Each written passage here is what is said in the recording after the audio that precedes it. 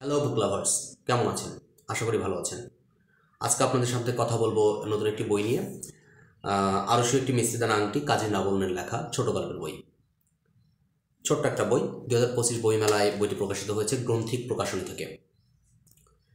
এখানে মোট 16টি ছোট গল্প আছে। তো সেই 16টি ছোট গল্প নিয়ে কথা বললে আসলে ভিডিও লম্বা হয়ে যাবে। তারপরে আমি চেষ্টা করবো সবগুলো নিয়ে একটুখানি কথা বলার। সার্বিকভাবে বলতে গেলে এই বইয়ের যে চরিত্রগুলো, সেই চরিত্রগুলো আমাদের আশেপাশের মানুষগুলো, এবং উনি চেষ্টা করেছেন যে আমাদের আশেপাশে প্রান্তিক মানুষজনদের নিয়ে কথা বলার, এবং তিনি খুব সফলতার সাথে তাদের গল্প বলেছেন।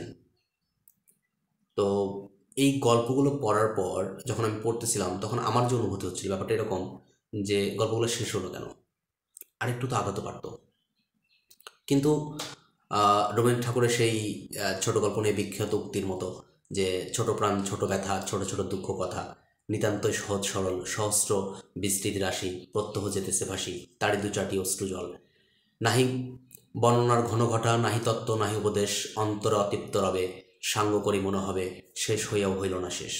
আমার ক্ষেত্রেও ঠিক একই রকম হয়েছে, যে বইটি শেষ করার পরে মনে হলো যে না, শেষ হয়নি, এর রেশ আমার মধ্যে এখনও আছে। দু চারটা বললে আরেকটু সহজ হয় হয়তো আপনাদের জন্য। যেমন চার্লির বোন পড়তে গিয়ে আসলে আমার কাছে মনে হলো যে জীবনটা এরকম এইরকম কেন হতে হবে, সবার জীবন একরকম নয় কেন? অথবা অপেক্ষার দৈর্ঘ্য, যে ভাইটি তার আরেকটা ভাইয়ের জন্য, বড় ভাইয়ের জন্য 30টা বছর ধরে অপেক্ষা করছে, সে ভাই ফিরবে। তো সেই ভাইয়ের শেষ মুহূর্তে, জীবনের শেষ প্রান্তে এসে সেই ভাইয়ের একটা সন্ধান পেল, কিন্তু শেষ পর্যন্ত পেয়ে উঠল না। অথবা শেকড় কিংবা পোর্ট কি, এই পোর্ট কিটা আমার কাছে দাগ কেটে গেছে।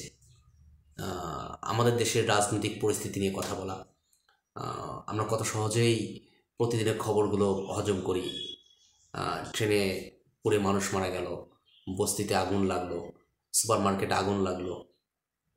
হয়তো এইগুলো ঘটনার পিছনে অন্যরকম ঘটনা আছে, কিন্তু দিন শেষে এদের ভিকটিমদের কথা কেউ বলে না, কেউ চিন্তা করি না আমরা।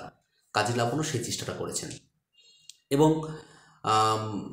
কাজী লাবণ্য আসলে শিলিক ফুল দিয়ে মালা গেঁথেছেন, আমার কাছে যেটা মনে হয়েছে, এবং তিনি খুব সফলতার সাথে এই মালাটা গেঁথেছেন, এবং আমার খুব ভালো লেগেছে। আশা করি আপনাদেরও ভালো লাগবে। বর্তমান সময়ে যারা লেখালেখি করছেন, নিঃসন্দেহে কাজী লাবণ্য তার মধ্যে একজন সম্ভাবনাময়ী লেখক। তো নতুন বই, বইটি কোথায় পাওয়া যাবে সেটা ডেসক্রিপশন বক্সে দেওয়া থাকবে। সংগ্রহ করবেন, পড়বেন, এবং বইটি নিয়ে কথা বলুন। কেমন লাগলো অবশ্যই জানাবেন। ভালো সাথে থাকুন, ভালো বই পড়ুন, ভালো থাকুন, সুস্থ থাকুন।